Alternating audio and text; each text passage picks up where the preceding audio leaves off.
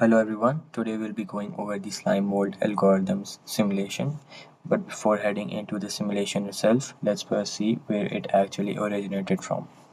So I have pulled up this video of a real life demonstration of a slime mold growing to find its food.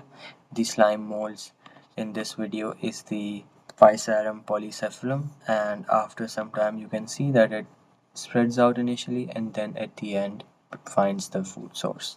This similar concept was applied by researchers to map out the Tokyo railway network system and basically find the most efficient pathways between different nodes, which were the stations, which we can see in the last image after 26 hours. Let's now head into the simulation itself. So we have the slime molds agent moving, and we can see the trail that they're leaving behind, which is in white, and this panel on the left is how we can interact and change their behavior.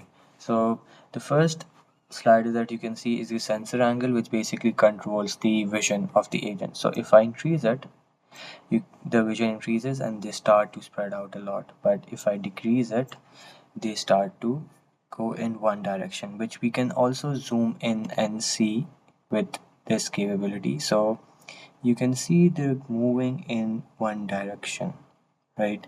Like spreading outwards, so they're not experimenting with random directions.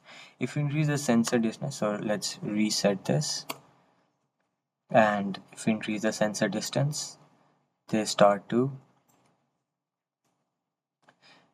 can see further ahead. Similarly, if we increase the turn speed, they can turn pretty quickly. As the name implies, movement speed does the same. They can move more quickly, travel more pixels.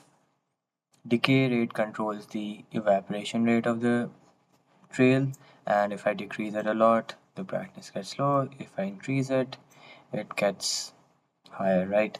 We can also see the concentration of the top 1% of the agents. So since I have 200,000 agents, we can see 2,000 blobs, and let's zoom in a little and see this. So you can see the highly bright areas have these red blobs that are moving around. Next is diffusion. So diffusion is basically how sharp or how flowy the lines are. So if I increase the diffusion, the lines become really blurry, really flowy, but if I decrease the diffusion, they become really sharp. So you can see they have gotten really sharp.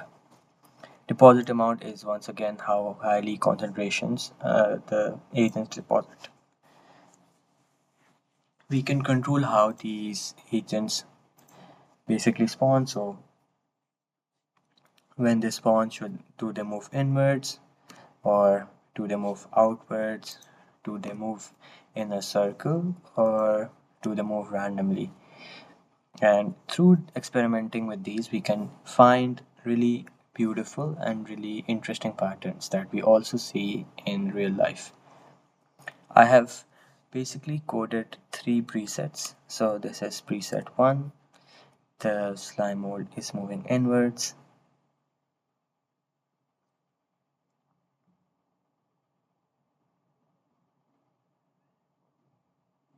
This is preset 2, and I can also toggle between different colors. So let's go back to white.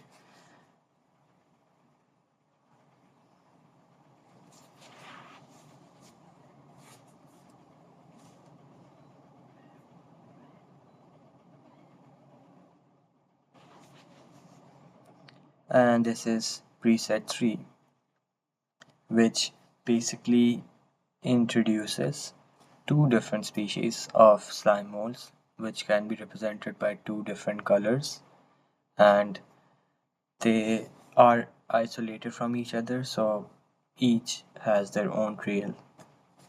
Now let's go back to preset 1 and play around with the different brushes. So there's a trail brush which creates pheromones, and you can use this to control the pheromones and attract them.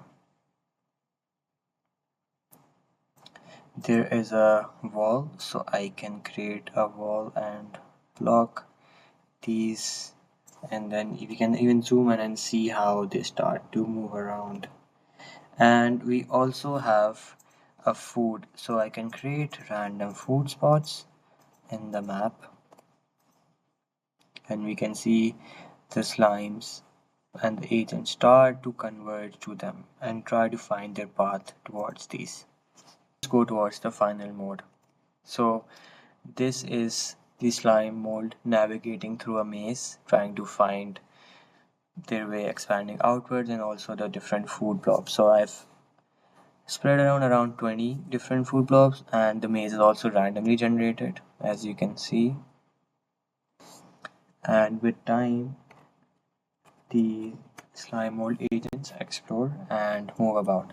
And we can also change their behavior as they do so. So if I increase the movement speed, you can see they start to move really quickly. I can also increase the sensor distance, so they can sense around. And in this mode there are two species, so that's why we get this cool effect between pink and the blue. And you can see there's already some convergence with this food source. We can also increase the diffusion rate, so it's more that there's more pathways, there's more flowy pathways. And let's increase the deposit amount as well. And as you can see this pathway going downwards, so some of the agents have basically started to explore the whole maze. But if I see where the majority of the agents or the like highly concentrated ones are, they're still in the start. And that was it for my simulation. I hope